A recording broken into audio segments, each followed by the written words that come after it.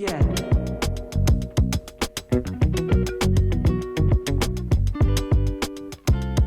Olá, sejam bem-vindos ao Cena Criativa, um documentário que vai contar um pouco sobre a cultura em Santa Catarina. E hoje a nossa convidada é Fabiola Rubas. Ela é militante do Movimento Sem Terra de Santa Catarina. E para entrevistá-la, eu, Emanuele Marcello, produtora, e nosso professor convidado, Alfredo Manevi da UFSC. Sejam muito bem-vindos, bem-vinda. E aí, Fabiola, tudo bem contigo? Oi, Manu. Oi, professor, tudo bom? Então, eu sou Fabiola Rubas Giroto, nasci dentro do MST, debaixo da lona preta. Tenho 33 anos, atualmente somos assentados em Curitibanos, no assentamento 1º de Maio, desde 97. Trabalhamos com agroecologia, com essas questões que o movimento vem nos construindo e a gente construindo com o movimento, para mim, desde o princípio, há muitos anos, pelo movimento. Hoje o movimento, a gente tem assentamentos e acampamentos em todas as regiões do estado, como é que está isso? Atualmente a gente tem poucos acampamentos, a gente está com um acampamento em Abelardo Luz, tem acampamento em Rio Negrinho, são poucos acampamentos. Assentamentos nós temos em todas as regiões e somos aproximadamente 6.000 famílias assentadas em Santa Catarina. E você podia contar um pouquinho pra gente, um pouquinho das movimentações culturais que tem dentro do movimento, né? A gente sabe que tem a rádio, tem a juventude. Você pode contar um pouquinho delas pra gente? Quando a gente fala de cultura para o MST, ela transpassa para além da música, do teatro, porque a gente compreende a cultura como uma manifestação da vida. Assim como a gente não vive sem comer 3 vezes por dia, a gente também não vive sem cultura, né? Tanto que quando a gente planta, a gente diz a cultura do milho, a cultura do feijão, a cultura... E tudo isso está, de alguma forma, entrelaçado. Num primeiro momento, o MST não tinha a cultura como a gente tem hoje a nível nacional, um setor que pensa a cultura e essas questões. Mas ela sempre esteve presente, porque já nas primeiras ocupações já tinha alguém que puxava um violão, construía uma música. A gente tem a mística, que é uma manifestação cultural que está em todos os nossos espaços. A gente nunca inicia uma tarde de estudo, uma manhã numa escola, sem a gente iniciar com uma mística, que é uma manifestação cultural. E a gente mantém isso como sendo o motor que nos move, que nos inspira, que nos mantém a chama acesa de seguir, mesmo nas dificuldades, mesmo nas marchas, nas ocupações, nos momentos mais difíceis. A música, o teatro, de alguma forma, sempre está presente nas manifestações que as pessoas vão buscando produzir para motivar, para manter os que vão, às vezes, desanimando pelo cansaço. E a cultura, então, tem esse papel fundamental de manter esse processo, né? Isso desde o princípio. Com o passar do tempo, a gente começa a compreender isso de uma forma mais... Precisamos pensar mais, precisamos estudar. Uma das principais pessoas que no início traz esse debate, muito através da poesia, é o Bogo, né? Que traz esse debate. E aí ele vai trazendo bastante essas questões e vai se somando, né? Muitos outros companheiros e companheiras nesse processo para a gente pensar e ter isso de uma forma mais intencionalizada, de uma forma mais pensada e montando, estudando, né? E capacitando também pessoas. E tem alguns encontros nacionais também que tem umas místicas maiores, não sei se tem algo assim. Por exemplo, a questão da mística, né? Quando a gente vai fazer um estudo de uma tarde, a gente vai iniciar com as pessoas que estão ali. Todo mundo tem que fazer e participar em algumas. É dividido por grupo e todo mundo vai fazer esse processo. Quando a gente tem eventos maiores, como o Congresso Nacional, a gente sai pessoas dos estados, de todos os estados, que estão mais vinculadas à cultura, que estão mais envolvidas nos processos da cultura, se reúnem 15, 20 dias antes do congresso para organizar esses processos que aí são maiores, né? Aí são com muitas pessoas envolvidas.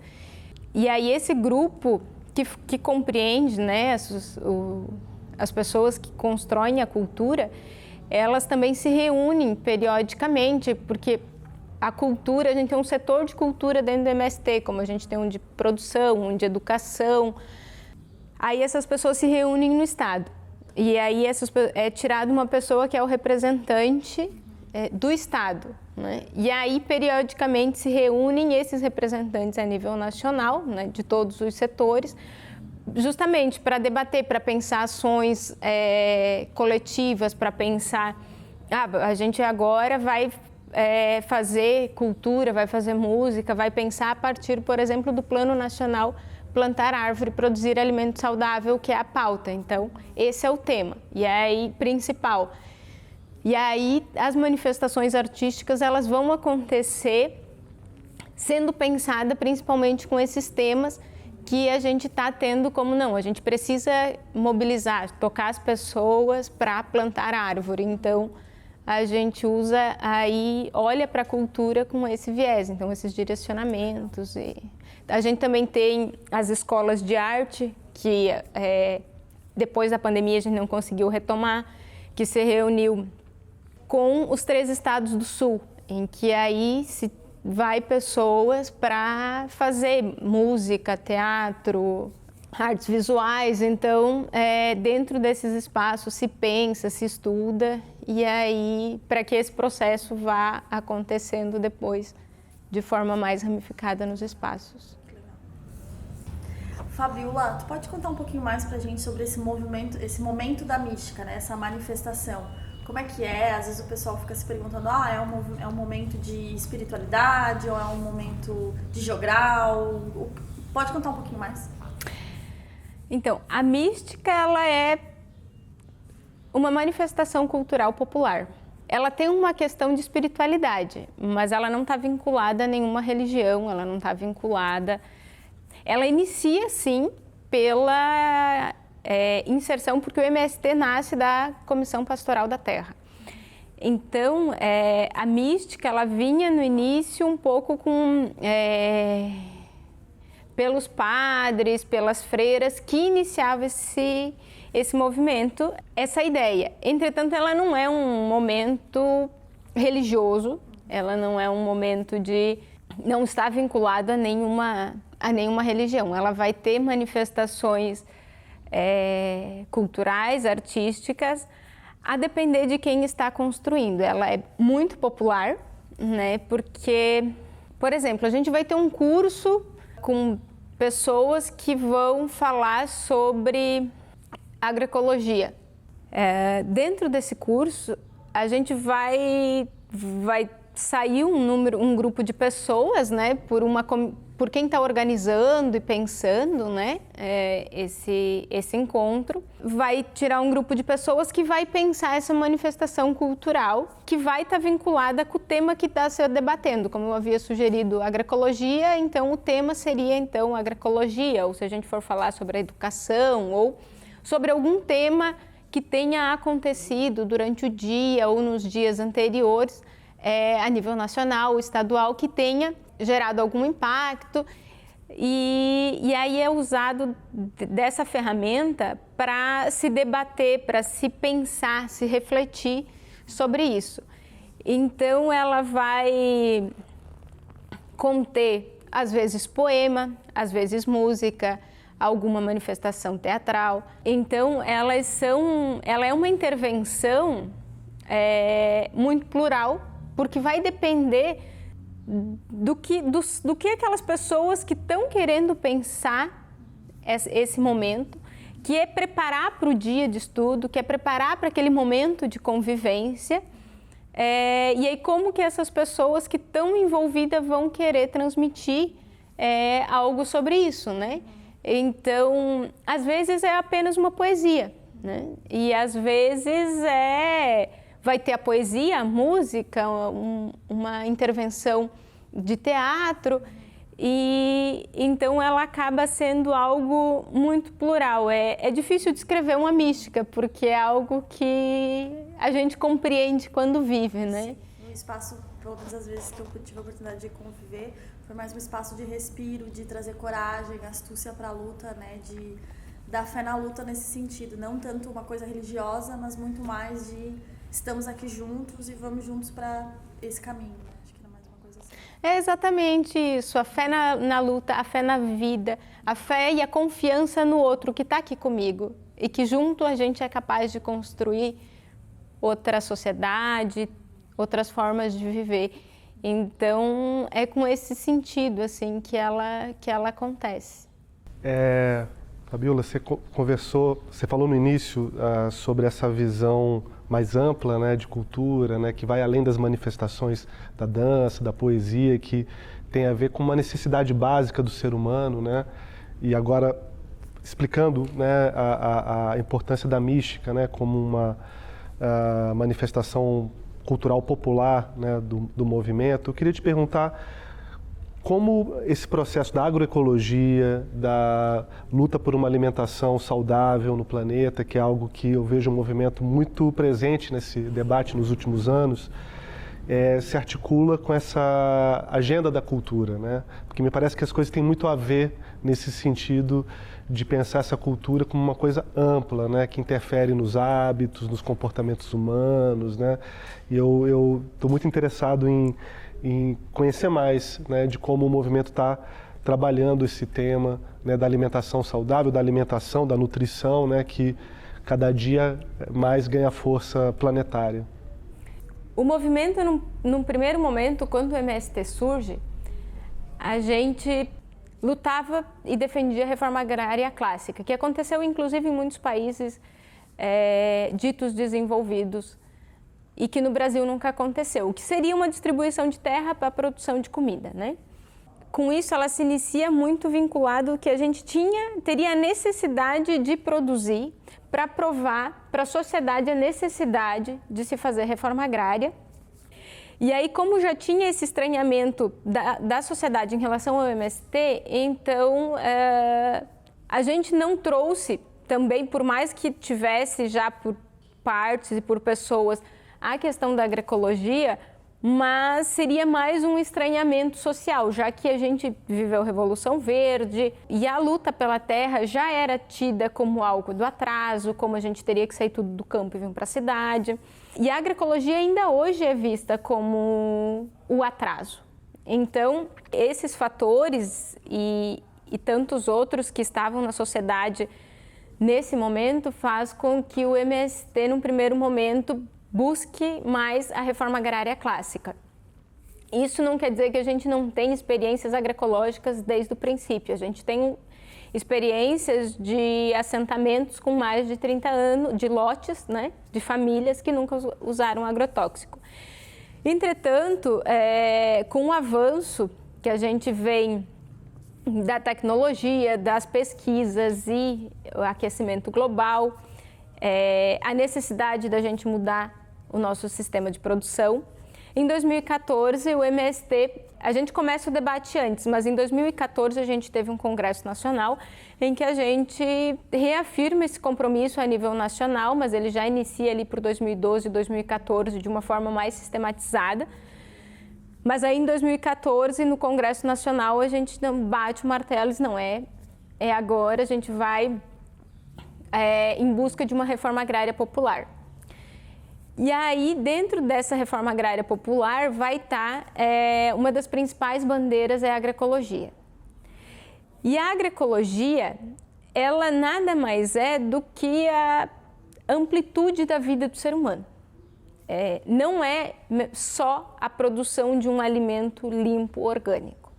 Eu posso produzir de forma orgânica, ter um alimento limpo de qualquer insumo químico. Entretanto, se tiver violência de gênero dentro da minha casa, não existe agroecologia. E a cultura, ela vai estar envolvida nesse processo. Porque quando eu levanto pela manhã, me alimento, a forma como eu tomo o meu café da manhã, os alimentos que compõem o meu almoço, tudo isso vai compreender a cultura, né? Os meus momentos de descanso, os meus momentos de lazer. Então, eles estão todos entrelaçados. E aí a gente percebe a cultura justamente como esse elemento que vai fazer parte disso, porque é através da cultura, de uma vida plena, em que a gente vai estar bem alimentado, física e mentalmente, em que a gente vai conseguir desenvolver essas manifestações culturais de forma mais da música, da pintura, né, do teatro.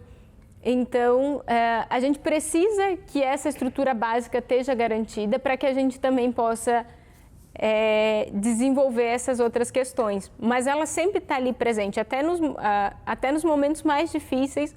É através da cultura, da arte, que a gente vai encontrar ferramentas para sair desses momentos e conseguir se manter vivo, né? Para dar continuidade à própria vida. Senão, se a gente não tiver esses elementos, muitas vezes a gente não dá conta.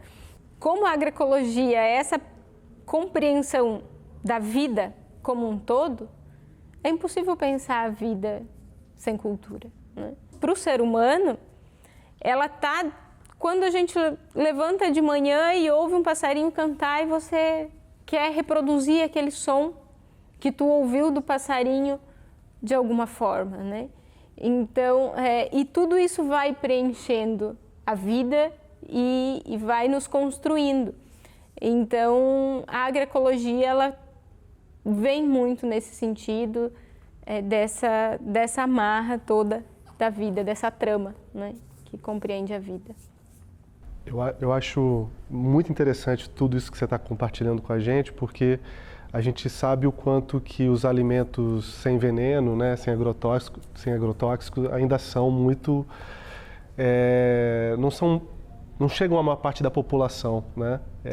E esse trabalho, né, que você está aqui explicando e contando para a gente, eu acho que está permitindo, pouco a pouco, ampliar essa percepção, né, por parte da população em geral e até uma parte da classe média, né, porque a gente sabe que o movimento foi muito estigmatizado, né, houve uma campanha, né, negativa contra o movimento que foi muito forte, ainda é muito forte, e eu vejo cada vez mais pessoas que são dessa classe média que acessam um produto sem veneno, né, uma alimentação sem veneno, e que em geral eram pessoas que eram atingidas por essas campanhas, muitas vezes acessando, por exemplo, o arroz orgânico do MST e parando para pensar um pouco, peraí, como assim, né?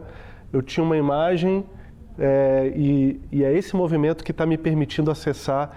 Então eu vejo, e isso é cultura também, né? Eu acho que isso é política, isso é cultura e tem consequências, né? Eu acho que políticas muito importantes, né? Pro espaço, né, simbólico que o movimento vai conseguindo na sociedade, né? Então, eu acho que tudo isso também é cultura, né? E é muito interessante, né? Essa construção cultural e social que vocês estão fazendo, né? Parabéns. Fabíola, já que a gente está falando um pouco da agroecologia, pode contar um pouquinho do trabalho de vocês com a Casa de Barro? Então, falar da Casa de Barro, o que é... A gente teve, em 2013, um projeto de Pronera, né, que era um curso de pós-graduação em arte no campo. Ele foi oferecido pela UDESC em parceria com o movimento. O Pronera é um programa de alfabetização da reforma agrária. É recurso destinado à reforma agrária, que ele sai da pasta do MDA, que era o ministério que tinha na época, agora ele foi extinto, e ele vai para a educação, né, de camponeses e camponesas. Durante muito tempo a gente teve esse recurso e esses cursos sempre voltada para a questão de agrárias. A sociedade acredita que os recursos do Estado só podem ser destinados à questão do trabalho. E a arte, a cultura não é vista como algo, como trabalho, como uma necessidade. E aí, com muito esforço, muita luta do MST, a gente conseguiu esse recurso que veio para a UDESC para um curso de artes, né? Quem inicia o processo aqui no estado é o Révero Ribeiro, né? Que fez parte do movimento aqui no estado.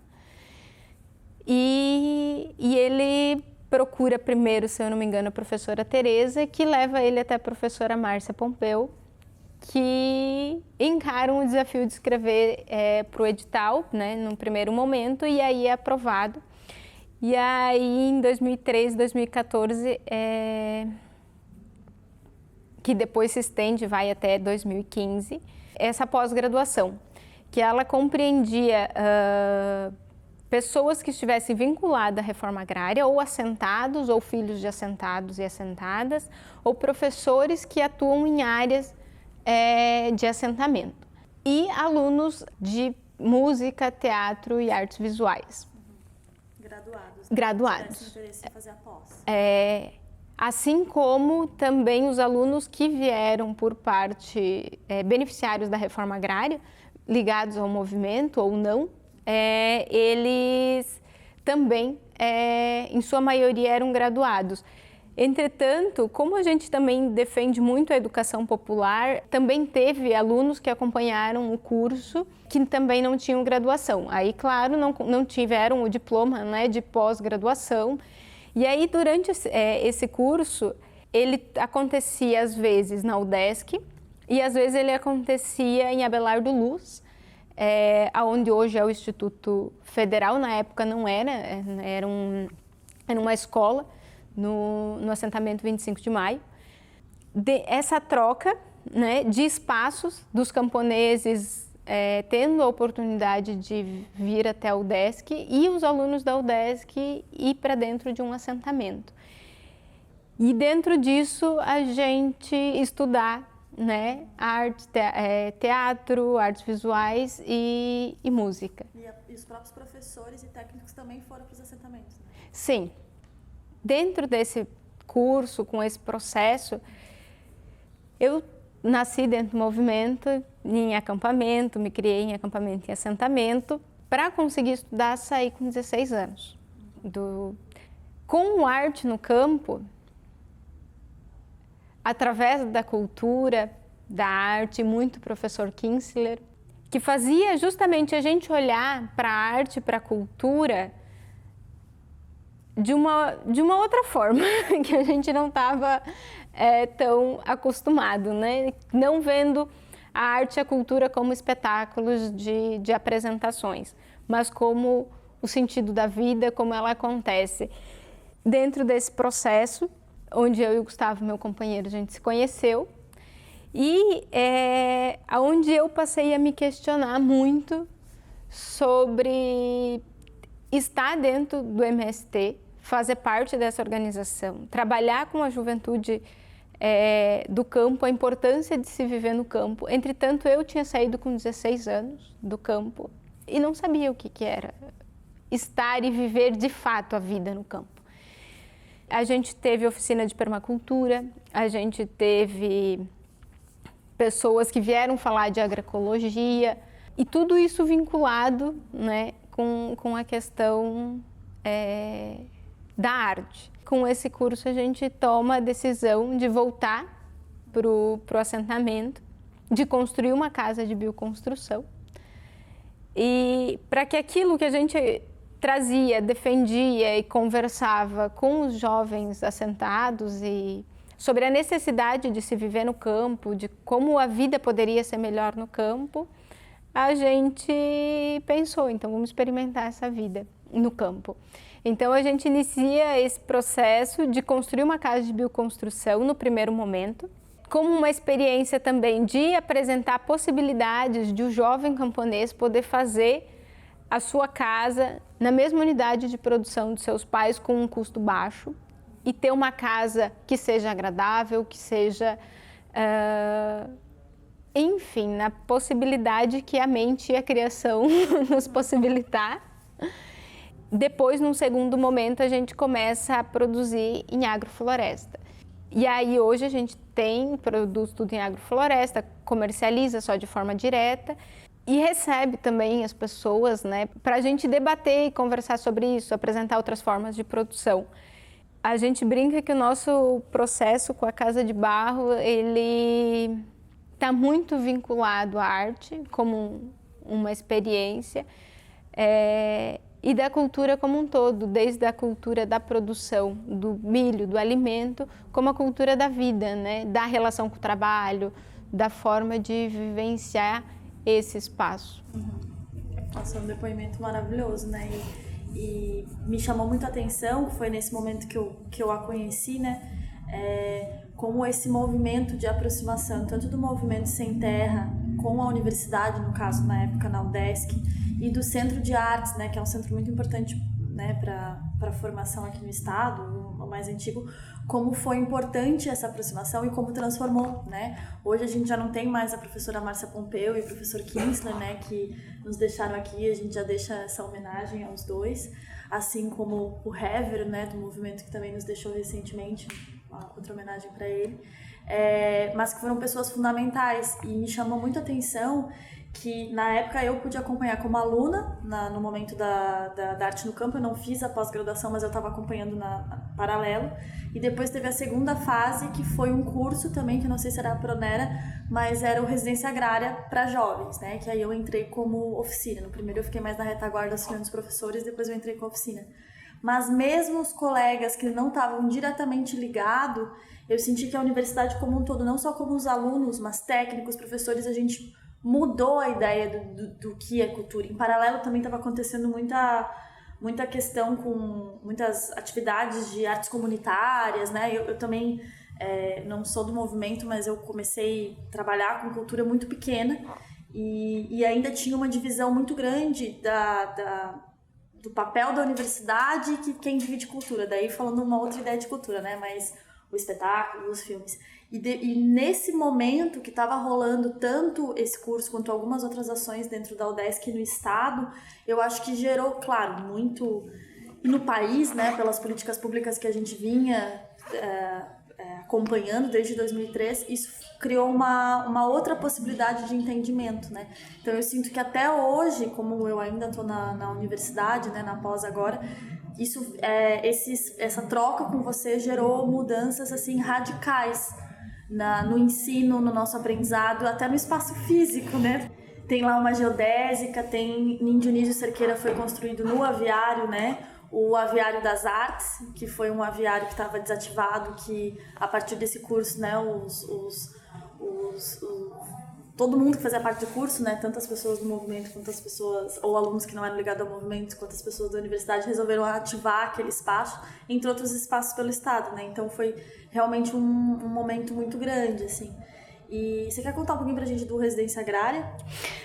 Sim, e fazer um link ainda, isso que tu fala, da mudança nos espaços físicos, é fantástico essa experiência de troca, porque quando a universidade foi para o assentamento com os professores, com o olhar, isso transformou muito dos jovens, muito das pessoas, das famílias que tiveram experiências que não conheciam. E assim como na universidade, eu me recordo de algo muito legal que aconteceu, que a gente nos espaços sempre tem a ciranda infantil, que é um espaço em que as mães, os pais podem ter filho e levar para o espaço, e a gente organiza pessoas nos espaços que cuidam das crianças para que os pais possam fazer os cursos.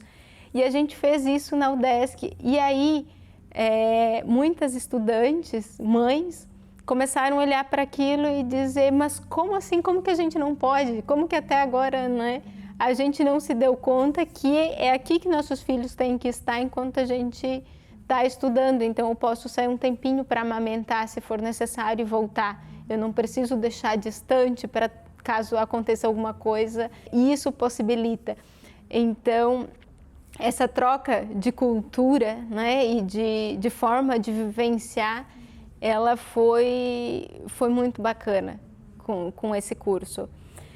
E aí depois a gente teve o Residência Agrária Jovem, que também foi Pronera, e ele era um curso para formar jovens produtores culturais locais. E aí, então, tinha jovens que ainda estavam no ensino médio e alguns que já tinham saído do ensino médio. E aí, os grupos de alunos da UDESC, né, que já alguns formados, outros fazendo graduação, iam para os assentamentos e davam oficinas, né, de música, produção, várias, não me recordo de todas elas, para esses jovens. Entre todas as possibilidades, tantas assim que deu e que construiu nesses jovens, o que me chama a atenção é que muitos dos que participaram do Residência entraram para a universidade, porque a universidade deixa de ser algo distante de mim, deixa de ser algo desconhecido e se apresenta como uma possibilidade. Então, muitos desses jovens hoje, alguns já formados, outros por conta disso, que se esse contato não tivesse acontecido lá, com essa possibilidade, muitos talvez nunca nem teriam ido fazer um vestibular. Esses cursos, essas possibilidades, essas políticas públicas, elas transformam a vida das pessoas de uma forma muito significativa. E quando a gente consegue acompanhar um grupo por mais tempo, né, como a gente segue com contato com pessoas que a gente já conhecia e que a gente segue em contato hoje, que a gente conhece, e a gente consegue perceber os que acessaram políticas como essa, como conseguiram construir suas vidas, e a dificuldade dos que não acessaram, não tiveram oportunidade de acessar essas políticas, têm de enfrentar. Então, é muito bacana esse tipo de projeto, de proposta, em que, de fato, a universidade se pinta de povo e a gente se mistura e vê que a vida tá toda interligada, né? Porque senão a universidade, se ela estuda desvinculada da sociedade, ela se distancia. E tudo, por mais fantástico que às vezes o conhecimento ele possa ser, ele acaba não conseguindo adentrar na sociedade, ele não cumpre uma função social, né? Como o MST sempre defende, né, que a terra tem que cumprir a sua função social, a universidade, a cultura, elas precisam cumprir sua função social. Então, quando a gente faz esse processo, né, de se aproximar, e a universidade rompe essas barreiras e tem, por muitos anos, né, isso com a entrada das pessoas de diferentes classes sociais dentro das universidades também, isso vai se rompendo e aí isso vai transformando a vida, a sociedade, o olhar das coisas. Na verdade, são duas perguntas que eu acho que dialogam, assim. Uma é que a gente vê atualmente uma visibilidade, né, do agro como esse grande agronegócio, né, dos commodities, né, associando uma ideia de cultura que é a cultura do sertanejo, né? E é muito interessante a gente ouvir toda essa rica, né, experiência cultural, né, dessa diversidade de manifestações, né, de experiências da cultura que trazem uma outra realidade, né, da vida no campo, né, que mostram a complexidade dessas manifestações culturais. Então, primeiro eu queria que você falasse um pouquinho sobre essa forma como está se construindo uma ideia, né, da agricultura que é ligada ao sertanejo, né, e o lugar do sertanejo essa é uma coisa. E a outra que eu queria te perguntar é sobre as políticas culturais, assim, e a ausência de um Ministério da Cultura, né, que a gente já teve, assim como do Ministério do Desenvolvimento Agrário, né, que você estava comentando, né, das políticas de apoio, né, que tiveram resultados importantes. Eu me lembro que na época do governo Lula, quando o Ministério da Cultura lançou o programa dos Pontos de Cultura, o MST apresentou projetos e desenvolveu, ganhou o edital, né, com vários projetos no Brasil e desenvolveu suas iniciativas culturais em parceria com aquele programa, né, que tinha uma característica muito de abrir para aquilo que a sociedade, os movimentos sociais diziam que era importante, né? Não era um programa que tinha uma pré-formatação. Eu lembro dessa experiência um pouco para te perguntar sobre um pouco sobre o futuro, assim, né? Acreditando aí numa retomada, né, democrática, né, de um Ministério da Cultura que volte a existir, né? Também como você vê políticas culturais, né, que possam dialogar de verdade, né, com tudo isso que você tem relatado aqui, né? Quer dizer, que de fato consigam estabelecer esse diálogo, valorizar as iniciativas, né, e estar à altura, né, da cultura do movimento. Então, é muito interessante a gente pensar a questão do agro e do sertanejo, né? Porque essa construção do agro, mais uma vez, ela é a violência contra o sertanejo. É uma violência dos coronéis contra os sertanejos, porque num primeiro momento, né, o Brasil se inicia com a invasão, os invasores chegando e expulsando as pessoas para os sertões. E depois o Estado assassinando os sertanejos, né?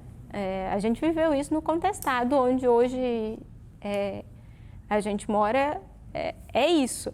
Como eu acredito ser impossível calar as manifestações culturais dos povos, as formas de dominação, elas procuram, quando não conseguem, ou as formas de dominação matam todos os povos, ou elas precisam de alguma forma suprimir a cultura dos povos, que em todas as vezes em que, mesmo de forma violenta, se tem tentado calar um povo, não consegue calar sua cultura.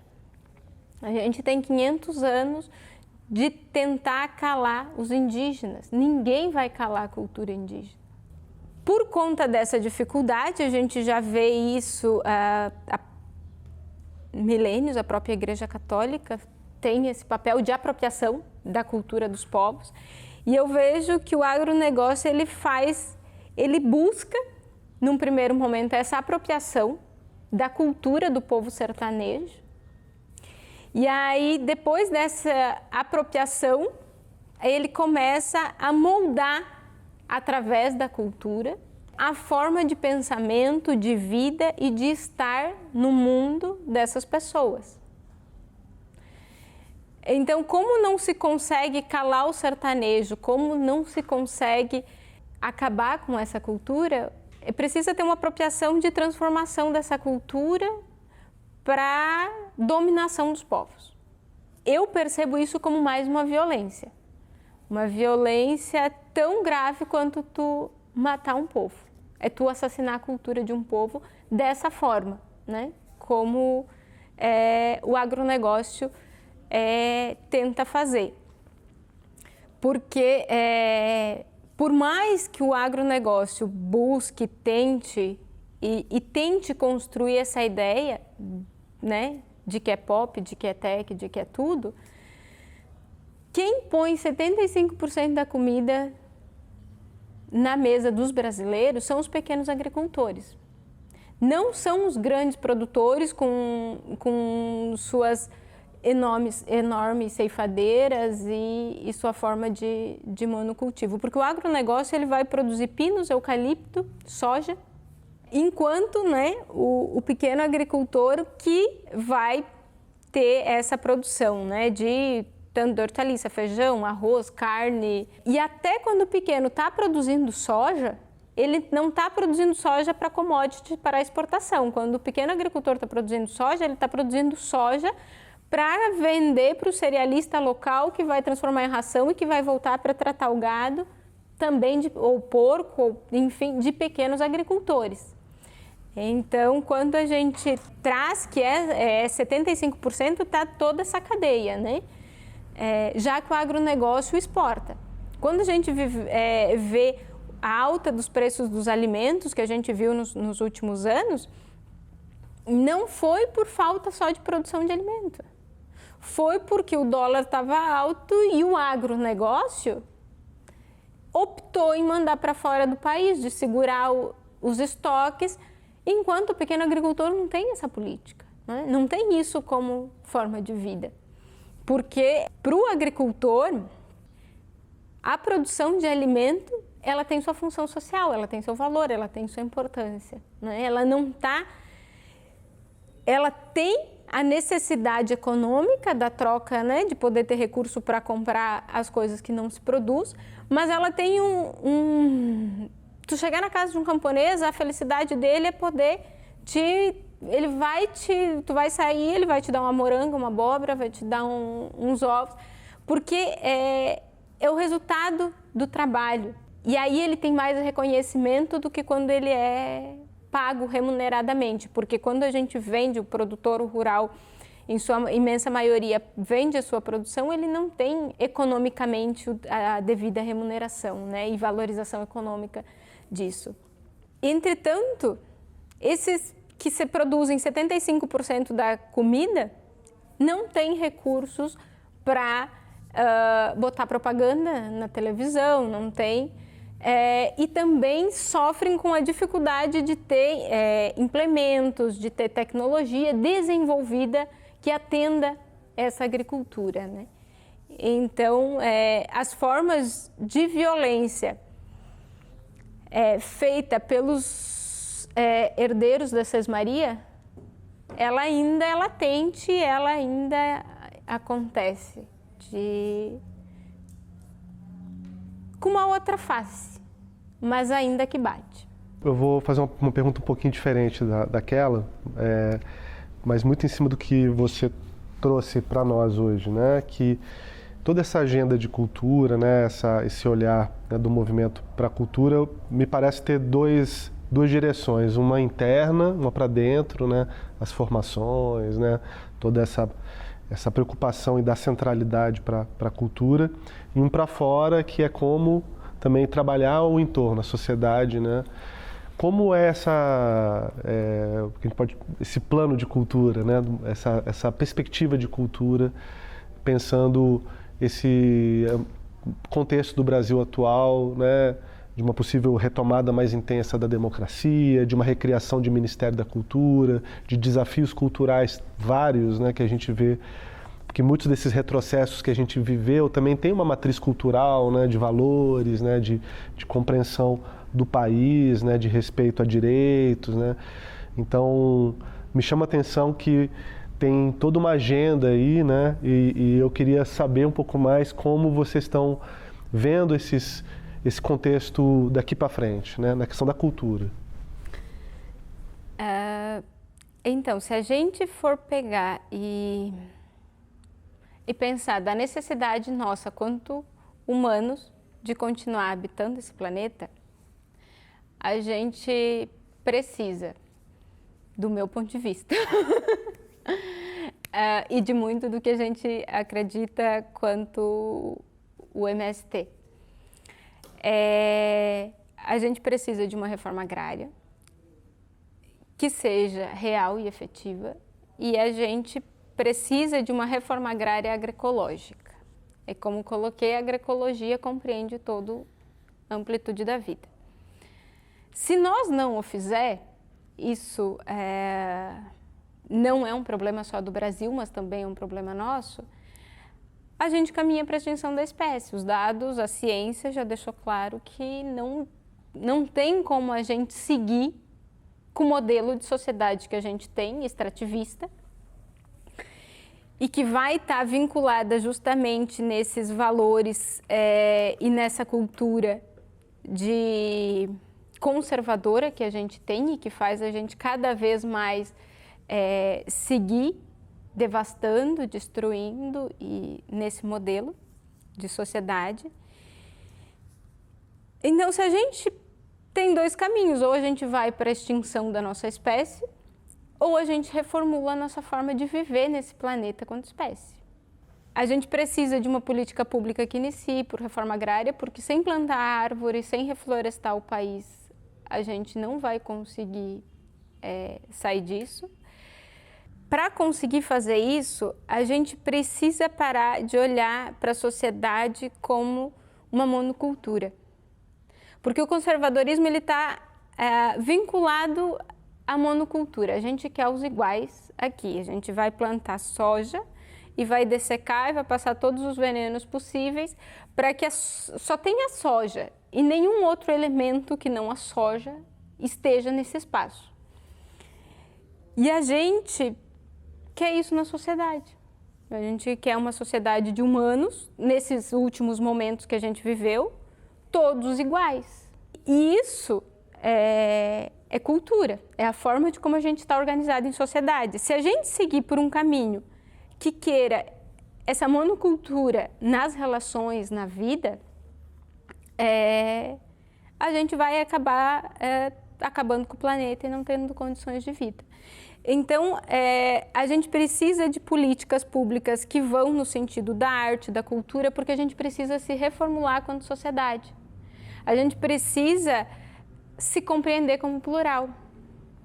Assim como uma floresta que garante a vida de um ecossistema, é assim que a gente tem que se ver como sociedade.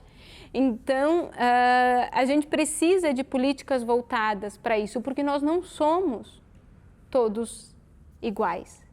A gente só vai conseguir compreender a necessidade de romper com esses valores, de romper com essa forma de produção monocultural através da arte e da cultura. Não existe outro caminho que não isso.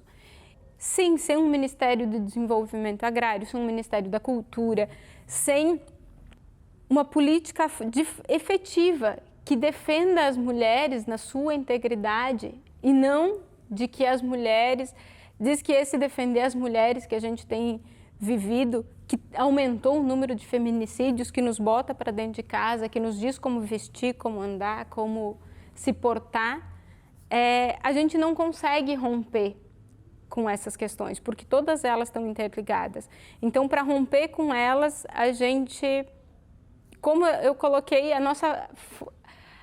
o que me fez voltar para o campo, fazer agroecologia, não foi um curso de agronomia. É claro que a agronomia é super importante para o desenvolvimento e todas as áreas, mas se não tiver a arte ali como fator essencial, ali essa mudança necessária, ela não acontece. Vou te perguntar um pouquinho sobre uma figura muito importante que a gente teve aqui em Santa Catarina, entre várias que você falou, né, para a cultura, né, não só para o circo, para o teatro, para muitas, que foi ator, diretor, professor, militante, palhaço, né, que foi o Révero, e que nos deixou recentemente. Então, ele tinha um papel muito importante dentro do movimento também. Você pode contar um pouquinho? É difícil falar da cultura em Santa Catarina, dentro do MST, e não falar do Révero. O Révero foi nosso palhaço e ele,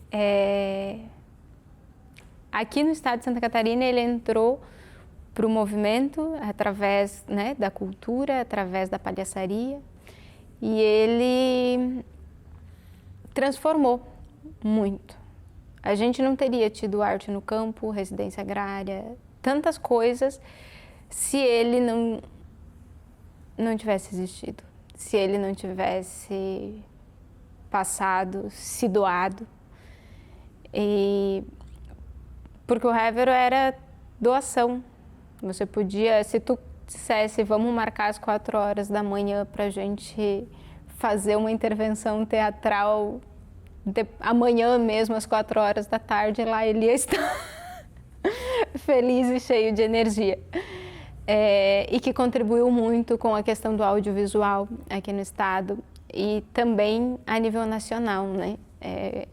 Os últimos anos ele estava contribuindo no setor de cultura nacional, ele estava na INF, contribuindo, e sempre nos ajudando aqui no estado. Ainda Ele era diretor de cultura nacional e deixou muita saudade, muita esperança e caminhos, exemplos assim a ser seguido. É difícil falar dele ainda. A gente tem algumas imagens das memórias dele e do vídeo que vocês fizeram de homenagem, né, depois da passagem dele. E é muito impressionante que a própria família falou, né, quantas coisas ele fez pro Brasil inteiro, que pessoas vieram, né, procurando, falando, muita gente, muitas ações do país inteiro. E agora ele estava dando aula na escola Florestan Fernandes, né, nesse final. Sim, e contribuindo com vídeos, muitos materiais que circularam do MST nos últimos anos, durante a pandemia, foram feitos, e ele teve presente na construção, contribuindo, né? Então, ele sempre foi muito ativo, muito presente.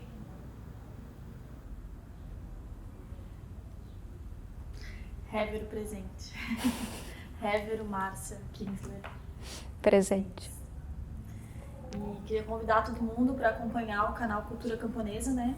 Que a Juventude produziu aí em Santa Catarina muitas produções durante a pandemia, né? Que acho que mostra um pouquinho não só do trabalho de todas as localidades, e também tem as produções do Hévero a gente pode encontrar no canal geral do MST, né? No YouTube. E te agradecer, Fabiola, muito por ter vindo aqui hoje, ter trocado essa conversa com a gente, né? Ter levantado tantas reflexões importantes assim para a gente pensar a cultura no nosso estado, tanto do que tu passou, quanto do para onde a gente quer ir e o que a gente precisa, né? Para seguir. Convido todo mundo, quem não conhece, né, que se aproxime, que venha nas feiras, que conheça as pessoas do MST, que chame para conversar, que fazer alguma parceria.